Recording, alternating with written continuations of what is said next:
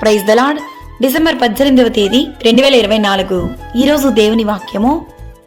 ప్రియులారా, మన హృదయము మన యందు దోషారోపణ చెయ్యని ఎడల దేవుని ఎదుట ధైర్యము గల వారమగుదుము. 1 యోహాను 3వ అధ్యాయం 21వ వాక్యము.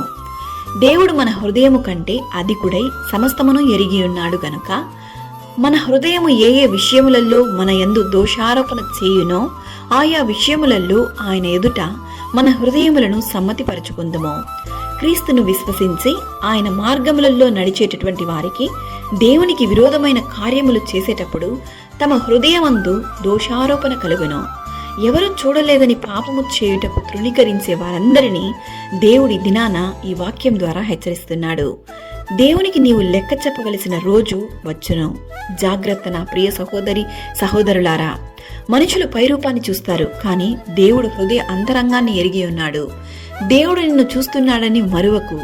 విరిగి నలిగిన హృదయమే యెహోవాకు ఇష్టమైన బలులు. నీలో ఉన్న పాపం మనస్సాక్షిని బట్టి కన్నీటితో దేవుని సన్నిధిలో మొరపెట్టుము. మనమైన ఆజ్ఞలను గైకొనొచ్చు ఆయన దృష్టికి ఇష్టమైనవి చేయుచున్నాము గనుక మనమేమి అడిగినను అది ఆయన వలన మనకు దొరుకును. ప్రభు అయిన యేసుక్రీస్తు కృప మనందరికీ తోడైండును గాక. ఆమేన్. God bless you.